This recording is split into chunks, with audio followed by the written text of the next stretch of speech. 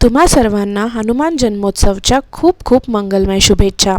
तर हे मंदिर आहे NDA पाषाण रोडवरचं आणि किती सुंदर सजवलं होतं हे मंदिर। मी आदल्या दिवशी रात्रीच गेले होते आणि दर्शन खूप सुंदर झालं माझं इथे या मंदिरात।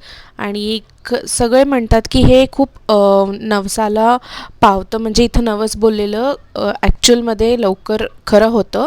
तर रामनवमीच्या व्हिडिओमध्ये विचारलं होतं मी की माझ्या इष्टदेवाच्या आराध्यांचं म्हणजे तो जन्मोत्सव त्यांचा होता, तर माझे इष्टदेवता कोण झाले? ऑब्व्हियसली हनुमानजी।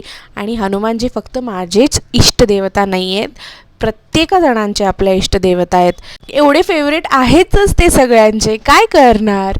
तर हे थोडेसे क्लिप्स आहेत मी रेडी होतानाचे, म्हणजे पूजा करायच्या आधी रेडी होतानाचे। आणि मी छानपैकी पूजा करून घेतली। ऑलरेडी माझं आदल्या दिवशी दर्शन झालं होतं म्हणून मी खूप जास्त खुश होते, का तर आजच्या दिवशी म्हणजे जन्मोत्सवाच्या दिवशी मंदिरमध्ये खूप गर्दी असणार होती, म्हणजे ऑब्व्हियसली खूप गर्दी राहिलीच असणार आहे। तर मी घरच्या घरी छोटीशी पूजा करून घेतली आणि मी इथं ब्लिंकिटवरनं फुलं पण ऑर्डर केली होती, तर मी ती वाहून घेतली।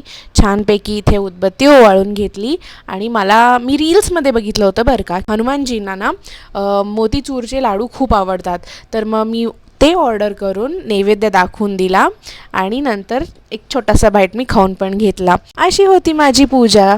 तर मला तुम्हाला अजून एक महत्त्वाची गोष्ट सांगायची आहे या व्हिडिओ थ्रू, की आता या पेजवरती आणि माझ्या यूट्यूबच्या चॅनलवरती मी एक नवीन सिरीज सुरू करणार आहे।